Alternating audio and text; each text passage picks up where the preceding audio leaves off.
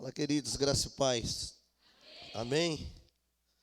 Vamos abrir a palavra de Deus no livro do Êxodo, segundo livro da Bíblia Sagrada. Livro do Êxodo, capítulo de número 2. O Deus é bom o tempo todo.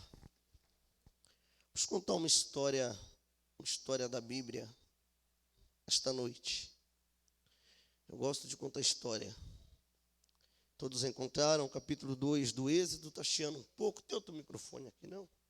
Estou estranhando um pouco. Ô Jacques, eu te amo, viu? Eu posso falar, Viviane. Eu posso falar. Eu posso. Eu lhe amo, viu? Te amo. Te amo. Com toda a sinceridade do meu coração. Não poderia também deixar, senão vou ter problema em casa, né? Te amo, viu, Luana? Eu lhe amo, viu? Eu lhe amo, viu? Essa mulher é a mulher que Deus colocou no meu caminho para falar, rapaz, tu foi inteligente, viu? Tu acreditou mesmo no projeto, viu? Porque o projeto era um projetinho feio, né, Beto? Esquisito. Como diz os antigos, era um projeto sem eira e sem beira, né? Mas ela acreditou no projeto, né? Ela acreditou, rapaz. O projeto era mais desacreditado do que bambu na beira da estrada, ninguém dá nada. Livro do Êxodo. Vou contar a história essa noite. Eu não sei, Gabriel, depois tu vê a edição, que eu falo errado, eu não sei pegar que nem os cabras que vêm aqui não, viu? Eu vou contar uma história. Capítulo de número 2 do livro do Êxodo, esta noite, nós iremos falar esta noite sobre promessa. Sobre promessa. E o tema da mensagem esta noite é: ninguém vai matar a sua promessa. O tema da mensagem baseada nesta noite é: ninguém vai interromper a sua promessa. Diz assim um texto, o subtítulo que chama diz assim: o nascimento de Moisés. O nascimento de Moisés.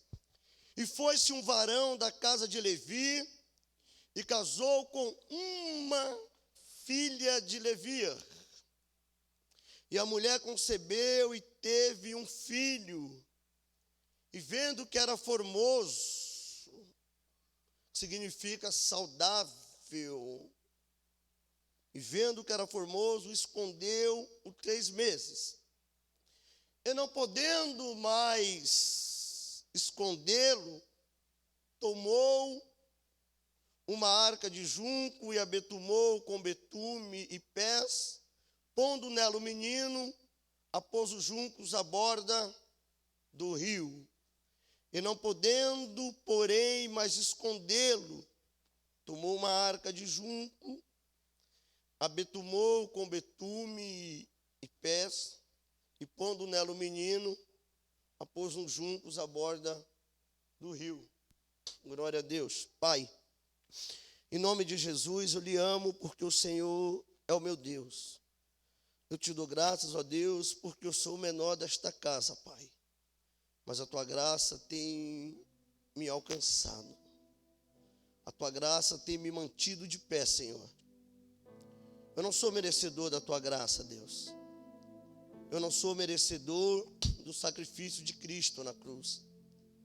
Mas a verdade é que o Senhor olhou para mim, ó Deus, ainda em meio ao lamaçal do pecado, o Senhor teve misericórdia de mim.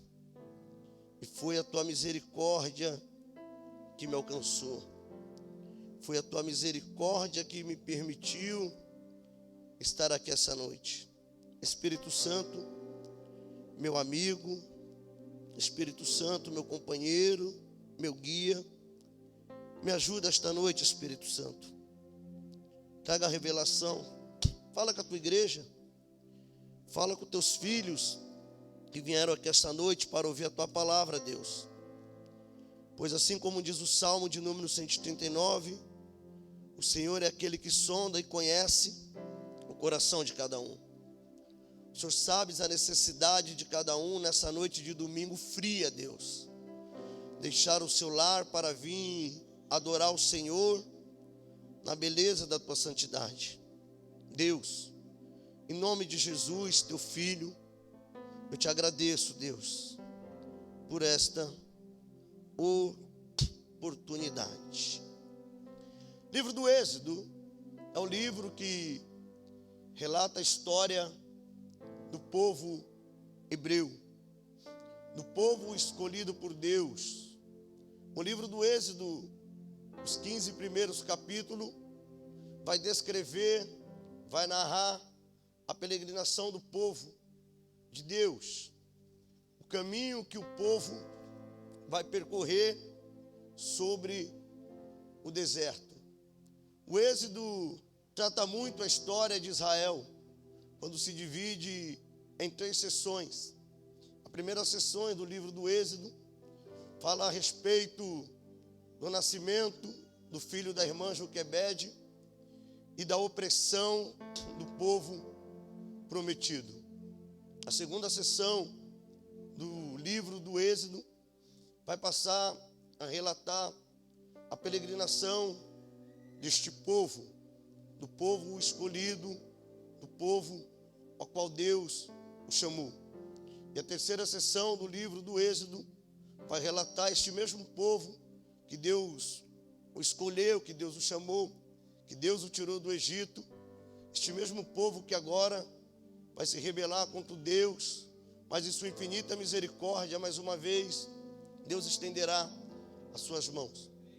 Quando eu disse essa noite sobre a promessa não vai morrer, porque quando nós lemos o capítulo de número 15 do livro do Gênesis, o versículo de número 13, 14 e 15, nós vamos ver que Deus faz uma promessa a Sara. Promessa essa que se inicia no livro do Gênesis, quando Deus diz a Sara e Abraão, dizendo que a sua descendência, que o seu povo, que os seus filhos irão peregrinar em terra alheia durante 400 anos, mas que o mesmo Deus iriam o julgar, e que quando eles saíssem da terra, não ficaria nada para trás. Neste momento parece que Abraão não vai entender, porque a promessa feita a Abraão é de conhecimento dos irmãos que Abraão, ele vai gerar um filho chamado Isaque, que é o filho da promessa. Isaque vai gerar um filho chamado Jacó, e Jacó vai gerar um filho chamado José. A história de José é uma história que ela é marcada por drama, por traição, por ódio, por raiva, por humildade e exaltação.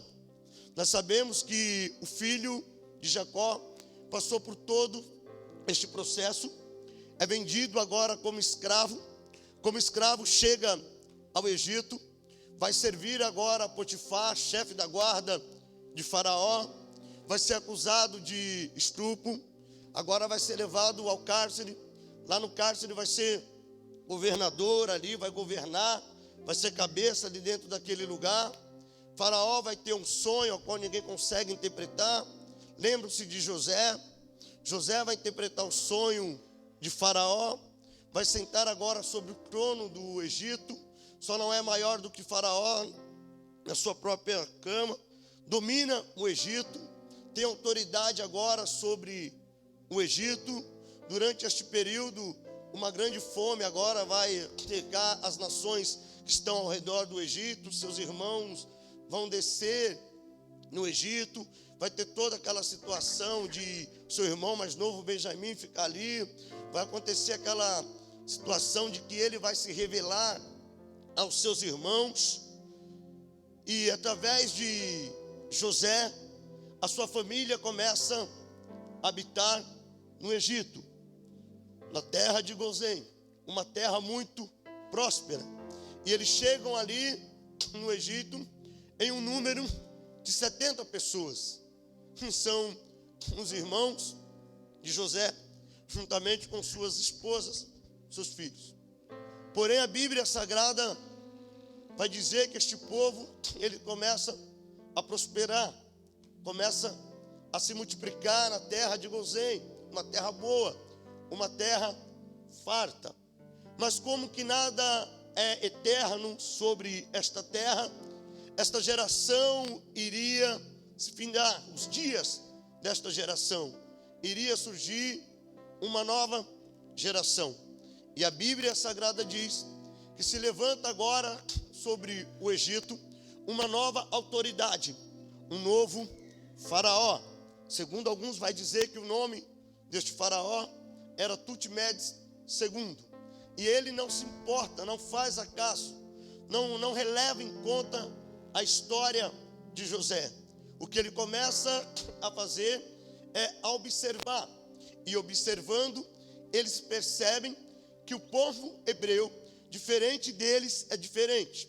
Flávio Joséfo vai dizer que o povo egípcio era um povo muito preguiçoso, diferente do povo hebreu, que era um povo muito trabalhador e que era um povo muito próspero. Por quê? Porque a bênção de Abraão estava sobre a vida deste povo. Então o povo hebreu é um povo que tudo quanto eles colocavam a mão prosperava e multiplicava.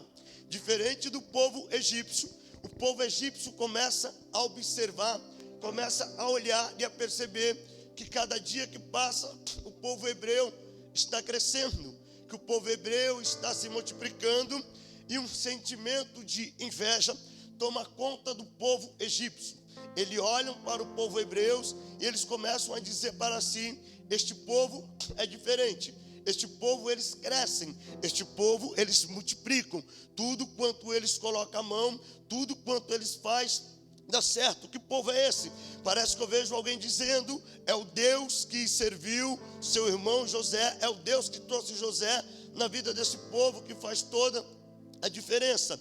Porém, agora, diante desta situação, eles criam uma situação, eles têm agora uma ideia em mente. Ideia esta é qual? Precisamos fazer com que esse povo pare de crescer, precisamos interromper a história deste povo dentro do Egito. Mas entenda bem uma coisa, queridos, o que eles não sabiam, o que eles não entendiam, que a história daquele povo dentro do Egito estava sendo escrita e foi escrita por Deus. E uma vez que Deus escreve a história de um homem sobre a terra, ninguém pode interromper aquilo que Deus escreveu. Eu venho nessa noite contar uma história da Bíblia dizendo que aquilo que Deus escreveu está escrevendo ao teu respeito. Ninguém pode interromper o que Deus está escrevendo ao teu respeito. Pode até clamar, pode até tentar, pode até criar uma situação, mas o que Deus escreveu ao meu, o que Deus escreveu ao seu respeito, ninguém vai interromper aquilo que Deus tem escrito ao meu e ao teu respeito. E a história da nação já estava escrita. Deus prometeu a Abraão, Deus disse a Abraão que o povo iria crescer, iria se multiplicar em uma terra alheia. E aquilo que Deus promete, Ele não é homem para que minta, nem filho do homem para que se arrependa. Pois, muito bem, a Bíblia Sagrada diz que agora se reúne agora os maiorais do Egito. Agora, aquele faraó, ele não fez acaso de José, ele não quis saber quem fez José. Um sentimento de ingratidão toma conta do coração dele, porque senão ele levaria em conta o que José fez por eles e não oprimia. Eles têm uma ideia dizendo: olha, precisamos colocar maiorais sobre este povo, ou seja, precisamos levantar homens, precisamos levantar autoridade e pôr sobre eles para o oprimir, porque quem sabe nós oprimindo, quem sabe nós o escravizando, quem sabe nós causando sofrimento na vida deste povo, eles vão parar. Quem sabe agora nós vamos ter uma ideia: precisamos captar água do Nilo e vamos pôr este povo para fazer os diques, para fazer os poços. Vamos fazer com que este povo agora construa a pirâmide. Vamos colocar maiorais de carga sobre a vida deste povo. A opressão vai fazer com que este povo pare, mas a Bíblia Sagrada diz que quanto mais eles oprimiam,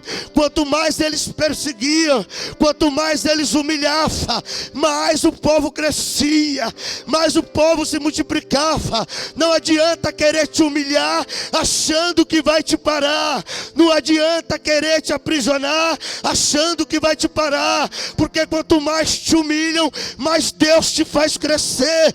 Quanto mais me humilham, mais Deus me faz crescer. Não é a humilhação, não é a rejeição, não é o desprezo, não é isso que vai te fazer parar, não. Estão pensando errado ao seu respeito. Eles tinham um pensamento errado a respeito daquelas nação. O que eles não sabiam é de que Deus estava com aquele povo. O que eles não sabiam, que eles estavam trazendo maldição para si, porque Deus disse a Abraão: Abraão, eu vou abençoar quem te abençoar, Abraão. Por isso que toda oportunidade que eu tenho de abençoar um cristão, eu abençoo mesmo. Toda oportunidade que eu tenho de abençoar um homem de Deus, eu abençoo, porque eu estou embaixo de uma promessa. Deus, ele disse a Abraão: Abraão, todos aqueles que te abençoar, eu vou abençoar, Abraão, mas não quero te humilhar não, Abraão, porque aqueles que te humilhar, o negócio é comigo, Abraão. Eles começam a oprimir o povo, eles começam a colocar maioral, mas Flávio Joséfo vai dizer que este homem, ele vai morrer, e o povo descansa. O povo agora um pouco está aliviado, está descansando, mas Joséfo está narrando na história dos hebreus, que quando levanta-se essa nova autoridade sobre o Egito, quando levanta-se esse novo faraó, Joséfo vai dizer que que eles dão o nome de escriba, doutores da lei, um homem muito conhecido, ele chega diante deste faraó e diz: olha, existe uma profecia, existe algo escrito a respeito de um menino cujo vai nascer de uma dessas hebreias, e este menino, ele qual terá sua virtude, este menino ao qual será um menino amado, este menino ao qual será um menino admirado. Temos que tomar cuidado com este menino, porque este menino ele vai humilhar o Egito, e este menino vai libertar este povo. Vai ser através deste menino que Israel vai sair do Egito, vai ser através deste menino que Deus vai libertar o povo do Egito. Já existia esta profecia, alguém saberia de que Deus iria intervir por este povo, mas a Bíblia Sagrada diz que agora eles oprimem mais o povo. Ele se reúne e diz: vamos oprimir mais, porque fará que este povo se ajunte com nossos inimigos e venha vir a desgraça sobre o Egito, a vergonha no Egito. Eles estão oprimindo durante este período de opressão, durante este período que eles estão maltratando o povo de Deus. A Bíblia fala que este varão da casa de Levi, ele vai casar-se com uma mulher chamada Joquebede. Quando ele casa-se com esta mulher, é dado um decreto sobre o Egito agora, não sabendo quem seria o menino, não sabendo quem iria matar. Eu me lembro do decreto, o mesmo decreto este no Evangelho de Mateus, capítulo de número 2, verso de número 16. Quem não se lembra, quando Herodes ele se sente enganado pelos magos, e agora ele também assina um decreto, ele dá uma ordem agora para que todos os meninos de 2 anos para baixo teria que ser morto, teria que eliminar. Ali ele estava achando que ele iria matar a promessa, porque existia uma promessa no capítulo 61 de Isaías, de que viria o Messias, o Salvador. A promessa está no Messias. Então Herodes achava que ele iria interromper a promessa. Pois muito bem, a Bíblia Sagrada diz que agora ele se casa com esta mulher, e agora esta mulher engravida. Ela engravida num período muito difícil. Segundo o historiador Flávio Joséfo, da história dos Hebreus, capítulo de número 4, quando você começa a ler a história dos Hebreus, Joséfo vai dizer que a gravidez de Joquebede ocorreu tudo bem, que a gravidez de Joquebede foi uma gravidez normal, que a gravidez de Joquebede não teve nenhum empecilho, mas agora prestes ao menino a nascer, existe um decreto. Faraó então agora ele assina um decreto, ele chama as parteiras agora e diz: olha, quando for nascer a criança, vocês vão observar muito bem, preste bem atenção. Se for menina, vocês deixam nascer. Se for menino, jogue sobre as águas do Nilo para que morram. Vai ser nas águas do Nilo que nós vamos matar. Ele assina um decreto de morte, querendo parar aquilo que Deus escreveu. Não adianta, meu irmão, eu querer maquinar contra quem Deus levantou. Não adianta eu querer me rebelar contra quem Deus escolheu. Não adianta eu querer interromper algo que Deus tem na vida do homem. Eu não vou conseguir. É melhor eu desistir. Não adianta eu querer lutar contra o ungido de Deus. É perca de tempo querer arquitetar contra Deus escolheu. É perca de tempo querer se levantar contra quem Deus chamou. É perca de tempo tempo querer interromper a caminhada de quem Deus já escreveu, de quem Deus já assinou e de quem Deus já abençoou. O que está abençoado, meu irmão. O que está escrito, está escrito. Não tem como eu querer amaldiçoar. Eu me lembro muito bem daquela guerra. Chama um feiticeiro. Ei, tu não pode amaldiçoar Israel.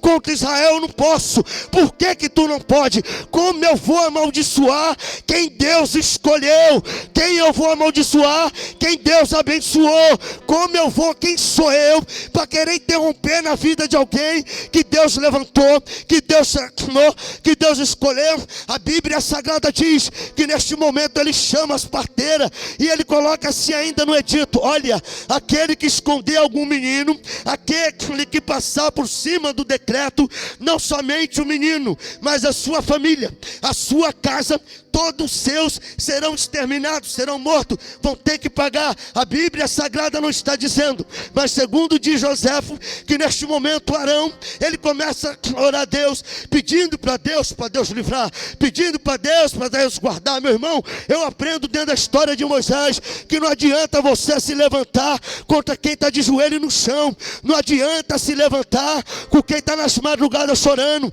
é perca de tempo, meu irmão, se levantar com quem se levanta na madrugada para se humilhar diante de Deus. A Bíblia Sagrada diz que agora, durante este período, vai nascer quem? Vai nascer o filho da promessa.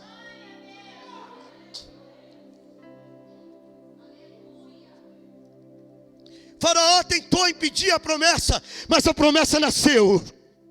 Um dia tentaram interromper a promessa na minha vida, mas a promessa nasceu. Um dia tentaram interromper a promessa na tua vida, mas a promessa nasceu. E se a promessa nasceu, ela vai dar fruto. E se a promessa nasceu, ela vai se multiplicar. E se a promessa nasceu, você vai viver. Porque aquele que permitiu que a promessa nascesse, é Ele que zela pela promessa, é Ele que guarda a promessa. Que promessa, pastor? Você é a promessa de Deus essa noite. Deus permitiu você estar aqui. A tua casa é uma promessa. Deus permitiu você vir buscar. Se Deus permitiu que você viesse aqui, entenda a mesma coisa, igreja. A vitória do Senhor, o milagre de Deus, as portas vão se abrir, as coisas vão acontecer. E eu vinha ontem conversando com a minha esposa. Eu disse a ela: Luana, como é que pode impedir de chorar? Você até consegue. A criança começa a chorar, você põe a chupeta na boca. A criança começa a chorar, você dá um leite. A criança começa a chorar, você acaricia ela. Você pode até tentar impedir o choro, mas a Bíblia diz que a promessa está crescendo. Uma coisa que não conseguiram fazer foi fazer com que a promessa parasse de crescer. Moisés está escondido, porque existe um decreto. Mas mesmo que ninguém sabe quem é Moisés, mesmo que ainda ninguém conheça Moisés, mesmo que ninguém dê conta que Moisés existe, mas a verdade é que Moisés existe e a promessa está escondida, mas a promessa está crescendo. Ninguém pode te ver, mas a promessa está crescendo. Ninguém pode valorizar você, mas a promessa está crescendo. Ainda que você esteja em oculto, ainda que ninguém saiba onde você esteja, ainda que ninguém saiba quem é você, a promessa está crescendo. Pode impedir o menino de chorar, mas não pode impedir a promessa de crescer. A Bíblia Sagrada diz que os dias vai passando, o decreto de morte existe, mas um decreto não vai impedir o crescimento da promessa. Eu aprendi que ninguém pode impedir as promessas de Deus sobre a minha vida. Silvio, o menino está escondido, mas o menino está crescendo. Ninguém está vendo o menino, mas o menino está crescendo. Ninguém sabe que o menino existe, mas o menino está crescendo. O menino está crescendo. Talvez você entrou aqui por essas portas essa noite dizendo: pastor, quem sou eu, pastor? Eu me sinto tão pequeno, mas está crescendo. Ninguém me valoriza, mas está crescendo. Ninguém dá nada para mim, mas está crescendo. A promessa está no oculto, mas a promessa está crescendo. E quanto a promessa está crescendo, ninguém vai matar a promessa.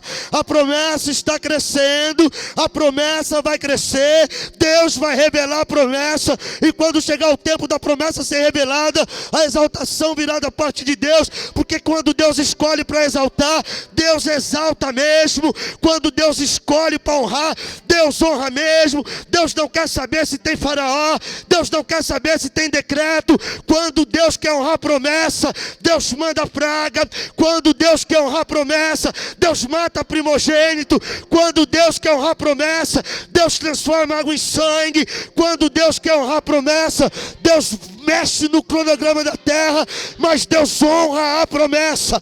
Você é a promessa de Deus, e Deus vai te honrar nessa noite fria.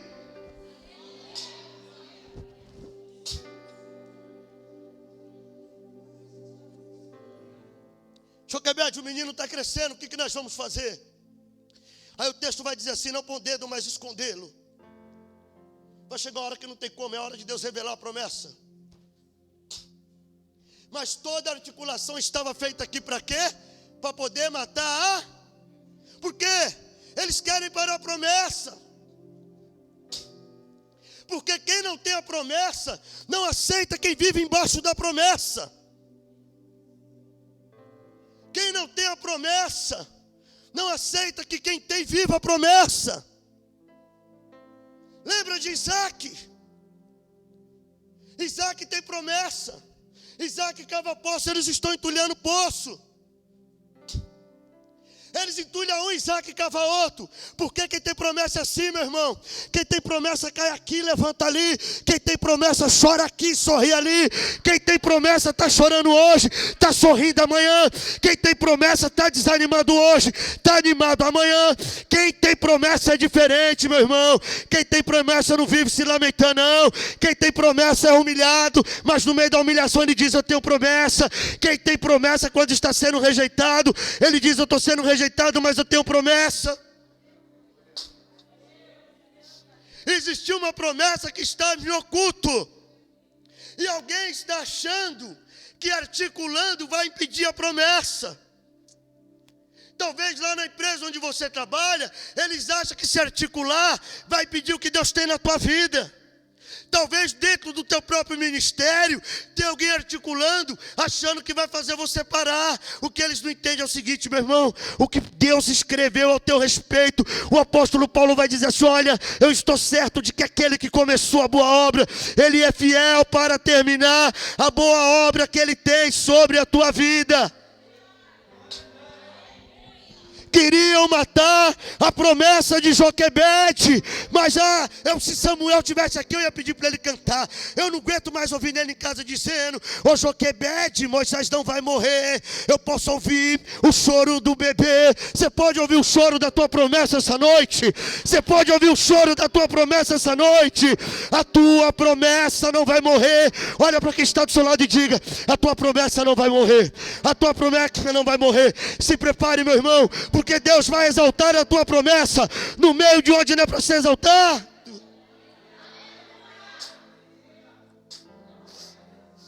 Ela não pode mais esconder. O que nós vamos fazer com a promessa?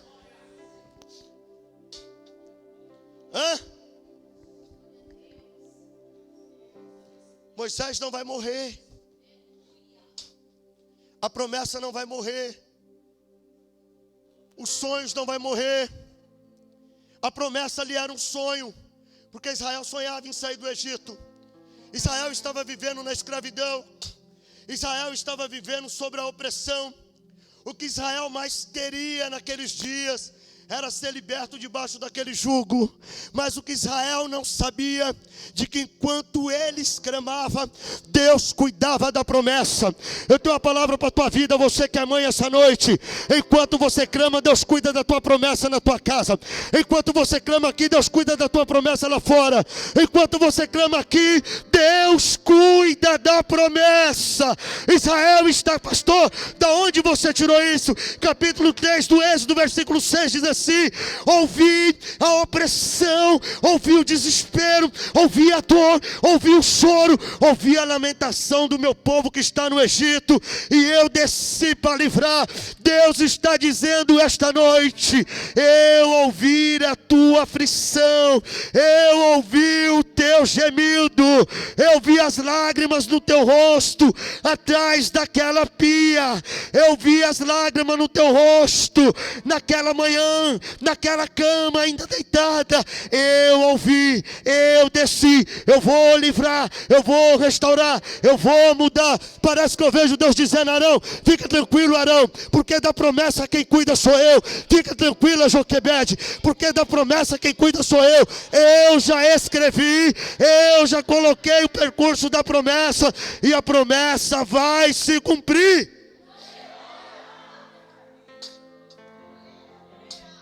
Uns tempos atrás eu fiquei meio bobo, Bruno, eu achei que eu era pregador.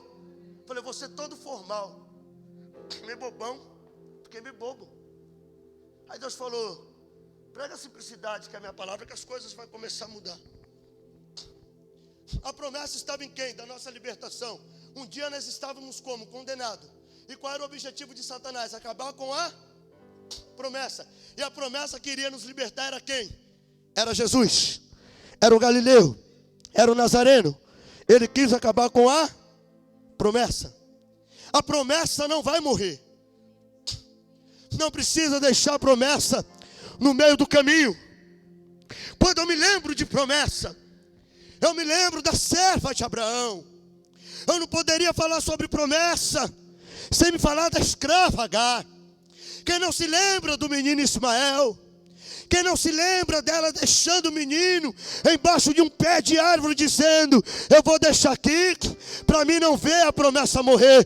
Tem alguém dizendo para você: desiste, porque a promessa vai morrer. Eu digo que é mentira do capeta, eu digo que é mentira de Satanás. A promessa não vai morrer, a promessa não vai morrer. A Bíblia diz que ela deixou a promessa dizendo: para mim acabou, não tem mais jeito, para mim não dá mais, eu vou deixar o menino aqui, porque eu não aguento mais ver o sofrimento deste menino. Eu vou desistir do meu casamento, pastor, porque eu não aguento mais sofrer. Eu sei que meu casamento foi uma promessa, mas é melhor eu desistir. Não desiste não, querido, que ele restaura a promessa. Pastor, eu vou desistir dos meus filhos. Não desiste do teu filho não, não desiste da tua casa não, porque Jesus, ele fez uma promessa. Qual promessa, pastor? Crê no Senhor, será salvo tu e tua casa. Quem prometeu foi Jesus. Jesus prometeu. Jesus está dizendo que é para você crer. A Bíblia diz que o filho é herança, que nossos filhos são herança, e Satanás, ele trabalha na herança, ele está ferindo a herança. Tem muita gente aqui essa noite que a sua herança está machucada, que a sua herança está ferida, que a sua herança está destruída. Mas não desista da sua herança, não desista da promessa. A tua promessa não vai morrer no meio do caminho. A tua promessa não vai morrer no meio do deserto. Agar estava no deserto. Agar está chorando, mas ela deixa o menino e diz: eu não vou ver morrer a promessa. E a Bíblia diz que ela sai andando, dizendo: eu desisti. Ela vira as costas, ela vai caminhando, mas quando ela começa a caminhar, Deus levanta lá na eternidade. Deus olha aqui para a terra e diz: o que está acontecendo com Agar? O que está acontecendo com a irmã? O que está acontecendo com o irmão? Quer desistir da promessa? Espera aí, deixa eu intervir na vida de Agar. A Bíblia Sagrada diz que lá da eternidade o anjo de Deus brada dizendo: Agar! Aquele som estrondece a terra. Agar dá um pulo para trás. Agar olha para aquele homem e diz: o que foi? Ele diz assim: Agar, o menino não vai morrer, Agar. O menino não vai morrer. A promessa não vai morrer.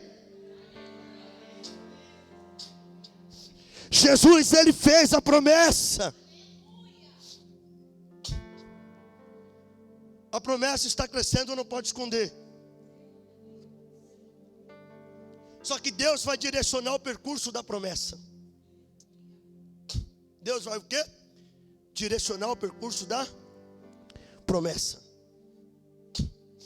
Joquebede, faz um cesto de junco, põe betume dentro e coloca a promessa na onde? Nas margens. Não precisou nem colocar dentro. Sabe o que eu aprendo aqui, Lúcio? Que quando Deus quer agir, Deus não precisa de ajuda humana. Quando Deus quer fazer, Deus não precisa de ajuda humana, Beth, porque colocou na margem. Na margem ele poderia ficar. Ela poderia ter colocado ele no meio, na corrente, mas ela colocou o menino na onde? Colocou o menino nas margens. Aí Deus está dizendo: Joquebede, até aqui foi a tua parte. Daqui para frente deixa comigo, Joquebede. Daqui para frente é eu. O negócio agora é comigo. Coloca o menino. Parece que eu vejo o Espírito de Deus soprando. Deus começa a soprar o junco, aí começa a pegar força. A Bíblia Sagrada diz que enquanto Deus está soprando, a Bíblia diz que a filha de Faraó, de nome Termutes, está se banhando. E olha Deus direcionando a promessa. Deus vai levar a promessa no lugar certo. De repente você olha e diz: parece que tudo está errado. Como é que isso vai acontecer? Não precisa você se preocupar como é que vai acontecer. Apenas faça o que Deus quer. Que como que vai acontecer? É Deus que vai fazer. Como é que vai ser? Não sei. Deus só está falando assim: ore pela promessa. Faça uma campanha pela promessa. Jejue pela promessa. Clame nas madrugadas pela promessa. Samuel, Davi me disse esse dia: pai, quantos dias você subiu ao monte quando mamãe estava grávida de mim? Falei: meu filho, foi apenas 9 meses, meu filho. Quantos dias, pai? 9 meses. Porque eu disse: enquanto a promessa não nascer, eu não paro de orar pela promessa.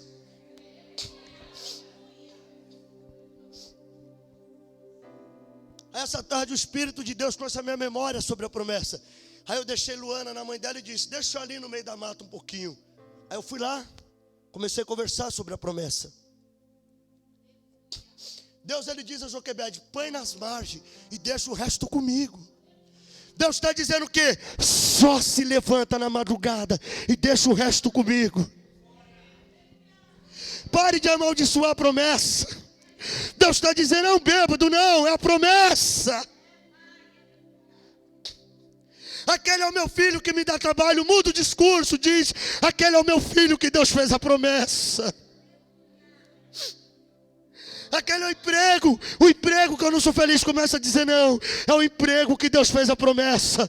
Começa a mudar, dizer: não, esse é meu esposo que é só misericórdia. Não, começa a olhar para ele e diz assim, quando ele estiver dormindo: esse é meu esposo, que o Senhor tem uma promessa, e o Senhor tem promessa, o Senhor vai cumprir. Entra no quarto do teu filho, olha para ele e diz: Senhor, eu sei que ele me dá trabalho, mas não diga para ele: você só me dá trabalho. Não, pare de dizer para ele que ele dá trabalho. Pare de dizer para ela que ela só dá trabalho.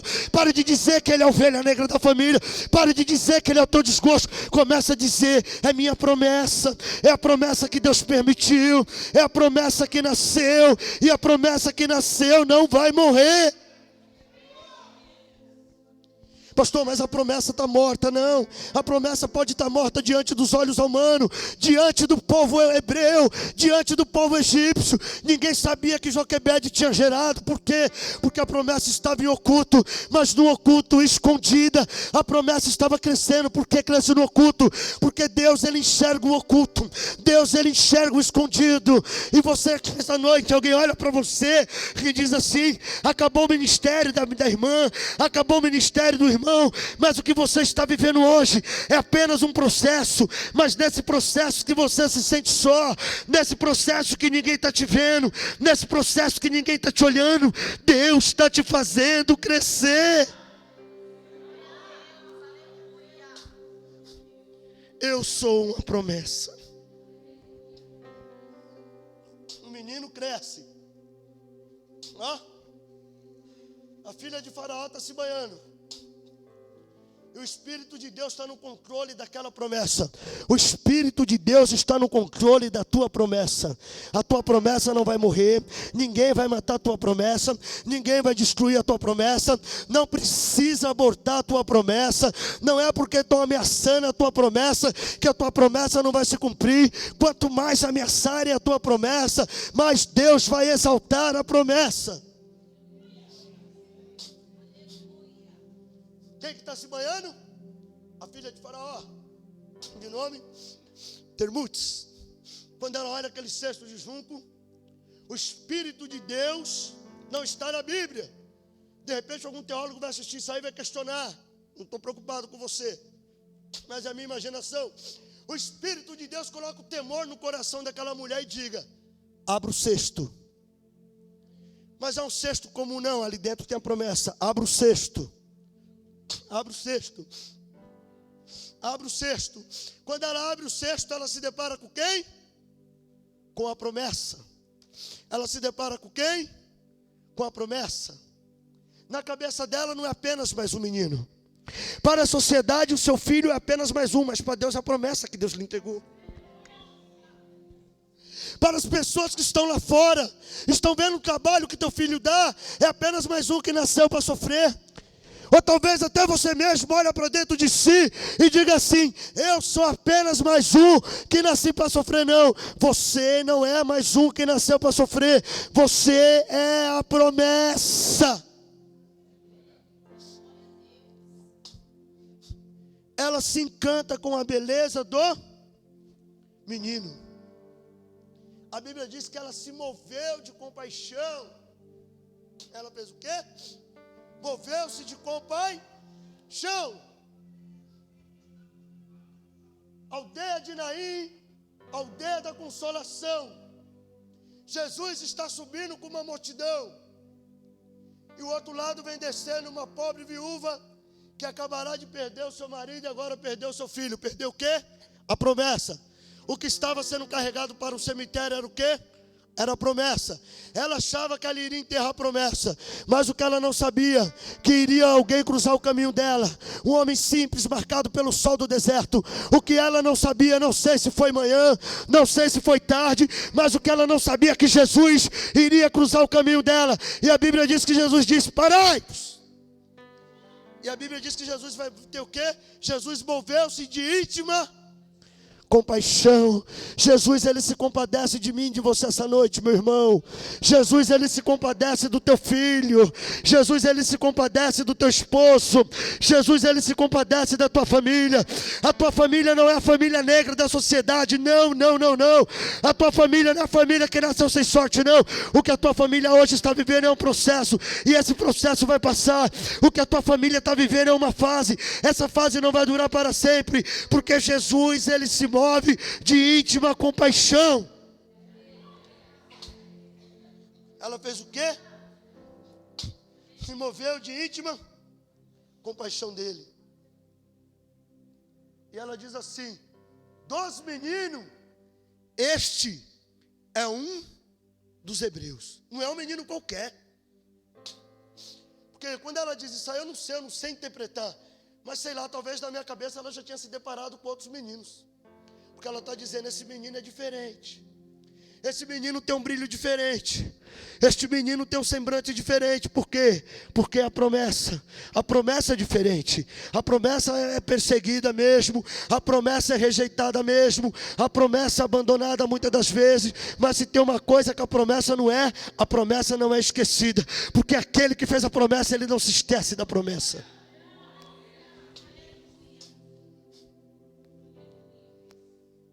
A promessa estava em quem? Vou correr que o tempo já foi. Está muito frio. A promessa do libertador estava em quem? Em Moisés. E os primeiros 40 anos de Moisés, ele vai fazer o quê? Vai ser instruído em toda a ciência egípcia. Moisés vai ser formado em matemática. Você acha que Albert Einstein era inteligente? Não atingia 0,5% da inteligência de Moisés. A Bíblia diz que ele foi treinado, instruído em toda a ciência egípcia. A segunda quarentela, a promessa está na onde? Porque sabia que vivemos um período que nós achamos que não somos ninguém?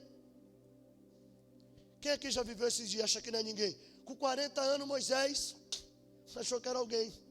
Moisés, ele viu que nos 40 primeiros anos ele não era ninguém. Quando ele chega com 80 anos, Moisés, ele acha que ele é alguém. Só que com 80 anos ele ainda não é ninguém. Mas é agora quando ele chega lá já velho, com 120, quando Deus chama ele diz: Senhor, quem sou eu Para é que Deus gosta. Nessa hora que Deus fala: quem é você? Você é a promessa. Você é alguém que eu escolhi. Quem sabe você está aqui essa noite dizendo: Senhor, quem sou eu? Foi pregado essa noite que vai ser através da minha vida que o Senhor vai libertar meu esposo, que vai ser através da minha vida que o Senhor vai libertar meu filho. Mas Senhor, dentro da minha casa eu sou o menor, dentro da minha família eu não sou ninguém. Senhor, dentro desse ministério Rio de Água Viva, tem pessoas que falam melhor que eu, canta melhor que eu, dirige culto melhor que eu, mas Deus está dizendo assim: eu não quero saber se fala melhor que você, escreve melhor que você. Moisés, entenda-me uma coisa, Moisés, eu não perguntei se você é gago ou não, Moisés, eu não perguntei onde você estudou não, Moisés, eu estou dizendo para você ir, porque contigo eu sou, e não precisa dizer nada, Moisés. Apenas diga assim: o eu sou me mandou até aqui. Apenas diga isso, não fique preocupado. Moisés está preocupado: o que eu vou dizer para Faraó? E Deus está dizendo: não diga nada, apenas diga o eu sou. O eu sou. O eu sou. O eu sou. Apenas digo eu sou. Me enviou aqui. A promessa cresce. Só que toda promessa vive um período. Toda promessa vive o que? Um período obscuro. Toda promessa passa pelo período do apagão. Toda promessa vive aquele momento. No ministério de louvor, se você perguntar para as meninas do ministério de louvor, todas não, mas algumas delas vão dizer: eu já vivi esse momento de que eu não queria louvar, eu já vivi esse momento de eu não queria orar. Se você perguntar para qualquer pastor, todos os pastores já viveram um momento na vida que não quis pregar. Toda promessa passa por esse período. A Bíblia Sagrada diz que nós vemos Jesus com 12 anos. Com 12 anos Jesus está na onde? Jesus está no meio dos doutores. Não tem teólogo, não tem estudioso, não tem cientista que consegue descrever. Dos 12 anos Jesus vive um período obscuro na sua história, que agora só vão falar de Jesus lá na frente. Com 30 anos, ou seja, durante 18 anos ninguém sabe onde está Jesus. Tem algumas suposições que ele estava trabalhando na carpintaria, tem uns bestas dizendo que ele estava fazendo mesa. Eu não sei onde ele estava. Eu sei que durante este período nós não vemos a Bíblia falar de Jesus. Nós vemos a Bíblia voltar a falar de Jesus com 30 anos agora, sendo batizado para quê? Para o cumprimento da promessa. Sabe por que a promessa precisa passar pelo tempo da escuridão? Passa. Porque é no tempo da escuridão que a promessa cresce. É no deserto que nós crescemos. É num deserto que nosso caráter é lapidado. É no deserto que nós vivemos as maiores experiências com Deus. Ei, escute só, olhe para mim. A maior experiência de Elias não foi quando Deus mandou fogo do céu. Não foi. A maior experiência de Elias não foi quando ele profetizou que não ia chover. A maior experiência de Elias é quando ele estava no deserto, desacreditado, mas Deus olha para ele e diz: Elias, eu tenho promessa na tua vida, levanta, coma pão, beba água, porque grande é a tua caminhada. E a maior experiência de Moisés da promessa não é quando ele está no Egito. É na onde, pastor? É quando ele sai fugido. É fugitivo. E aí a Bíblia diz que ele está fazendo o que? Apacentando um rebanho de seu sogro Jetro. E a Bíblia diz que quando ele está apacentando um rebanho, ele tem uma visão. Deus dá uma visão para a promessa. Deus vai começar a dar visão esta noite. Deus vai dar visão para você. E quando Deus começar a te dar visão, você começa a olhar para aquela visão de Deus e diz: essa é a visão que Deus está me dando para que a promessa comece a se cumprir. Quando Deus te levantar na madrugada, não é coisa da sua cabeça não, é Deus lhe mostrando o caminho da promessa. A Bíblia diz que Deus agora ele se manifesta na sarça, e a sarça pega fogo e não se consome. E ali Deus começa a falar com Moisés. E quando Deus começa a falar com Moisés, ali se inicia o processo do cumprimento da promessa.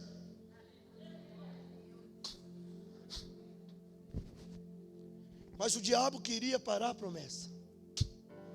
Por quê? Porque Satanás ele sabia que quando a promessa crescesse, a promessa ia dar fruto. Por que ele quer exterminar a promessa no começo? Por que ele não quer exterminar a promessa depois que a promessa cresceu? Ele quer matar a promessa na raiz. Porque ele sabe que depois que a promessa crescer, a promessa vai dar fruto, e o fruto da promessa vai se multiplicar. Ele sabe que depois que a promessa crescer, sabe por que ele quer impedir você de começar uma campanha? Sabe por que ele quer impedir você de jejuar nessa manhã? Sabe por que ele quer impedir que nós oramos às 3 da manhã? Porque ele sabe, meu irmão, que depois que nós levantamos da madrugada, quando colocamos o joelho no chão e começamos a falar: Jesus, filho de Davi, eu não aguento mais ver meu filho nessa situação. Jesus, filho de Davi, tem misericórdia do meu filho. Aí no segundo dia de novo, a madrugada fria, mas você levanta, coloca o joelho no chão e começa a dizer: Jesus, filho de Davi, o Senhor prometeu que ia restaurar o meu casamento. Eu não aguento mais ver o meu marido nessa vida. Eu não suporto mais ver os meus filhos nessa situação. Jesus, o Senhor disse que ia restaurar. Então Satanás, ele sabe que no clamor da madrugada, que no clamor de um quarto fechado, ele sabe que quando a porta se fecha, o céu se abre. Quando a porta se fecha na terra, o céu se abre no céu. Quando as lágrimas descem na terra, a alegria começa a tomar conta do céu. Ele sabia que teria que parar Moisés, porque quando Moisés crescesse, a promessa iria se cumprir.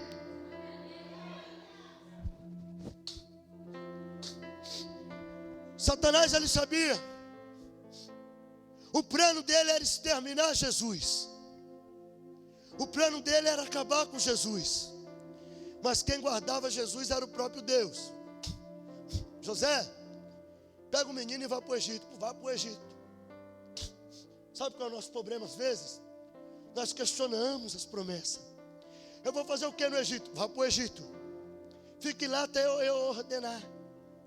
Porque enquanto você está, não é que Deus está falando assim: mulher, é hora de você ganhar seu esposo, calar. Senhor, fecha a boca, deixa ele falar. Porque enquanto você está de boca fechada, eu estou trabalhando. Não me pergunta por quê. Enquanto você ora na madrugada, eu estou trabalhando. Enquanto você jejua no decorrer da semana, eu estou trabalhando. Desculpa a pergunta, não precisa me responder, mas pais, quantas mães aqui já fizeram um jejum de 30 dias pelos seus filhos consecutivo? Não me responda, mas tem mãe que vai falar a verdade: eu nunca jejuei pelo meu filho 30 dias. Senhor, eu vou fazer o que no Egito? Vá para o Egito. Joquebede, coloca o menino no cesto, coloca no cesto, deixa o resto comigo. José Maria, vai para o Egito. Aí o anjo aparece: pode voltar. Por que pode voltar? Porque enquanto vocês estavam no Egito, tinha um plano arquitetado para matar o menino, para acabar a promessa. Pastor, por que eu oro na madrugada? Porque enquanto você está orando na madrugada, Deus está desarticulando toda a situação de Satanás. Pastor, por que eu tenho que jejuar? Porque enquanto você está jejuando, no dia, à tarde, manhã, de noite, eu não sei, enquanto você está jejuando, Deus está dando a vitória. Enquanto você está jejuando, Deus está dando milagre. Enquanto você jejua, Deus fecha a sepultura e abre no céu a porta de bênção. Enquanto você jejua, Deus fecha as portas na terra, dando livramento, e abre no céu, dando vitória. O milagre está em oculto.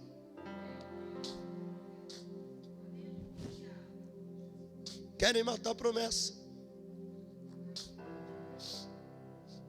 Às vezes, diante de algumas situações que eu vejo meus filhos enfrentando, eu me assento na cabeceira deles. Eu olho para eles e digo: Senhor, o Senhor tem promessa na vida deles. O Senhor fez uma promessa. Se a promessa nasceu, a promessa vai dar fruto, Senhor. Se o Senhor permitiu a promessa chegar até aqui, é porque essa promessa vai dar fruto. Essa promessa não vai morrer no deserto. Deus não lhe deu uma promessa para morrer no deserto. Entenda bem uma coisa: Deus não lhe deu uma promessa para morrer nas águas do Nilo. As águas do Nilo não vai afogar a promessa sobre a tua vida. Certa vez ele levantou Isaías profetizando. Isaías, ele diz assim: quando passares pelo fogo, o fogo não te queimará. E quando passares pelas águas, as águas não te submergirão. protegerão, porque eu, Senhor, sou contigo para te livrar. Entenda bem uma coisa, querido: a promessa de Deus sobre a tua vida, sobre a vida dos teus, pode passar pelas águas, pode passar pelos fogos, pode passar pelo estreito, pode passar pelo deserto, pode passar pela chuva, mas Deus cuida da promessa. Se coloque de pé.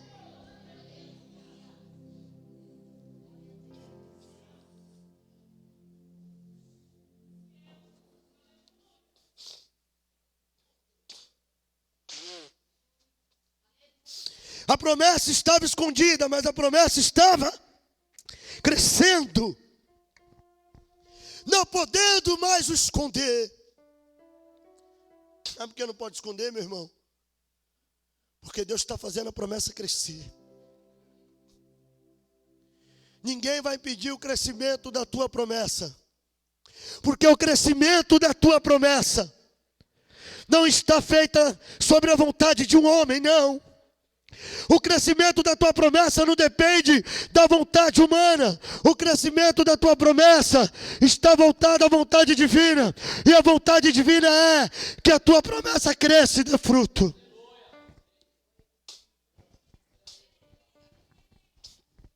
A promessa vai crescer, presbítero. A promessa vai dar fruto, presbítero. Pastor, eu vivo em branco. Não! Pastor, eu sou esquecido. Não. Pastor, Deus se esqueceu das promessas. Não.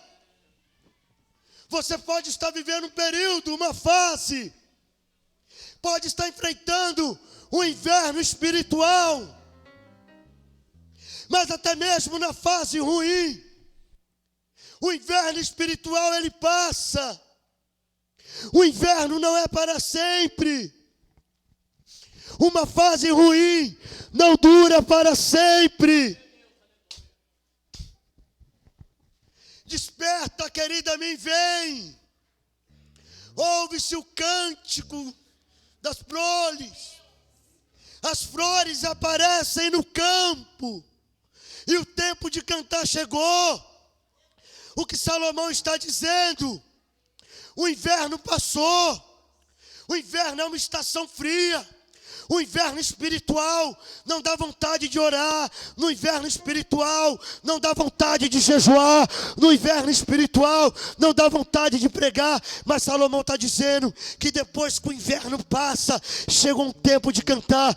E nessa noite, querido, eu venho profetizar na tua vida que o inverno está passando e o tempo de cantar para a tua vida chegou.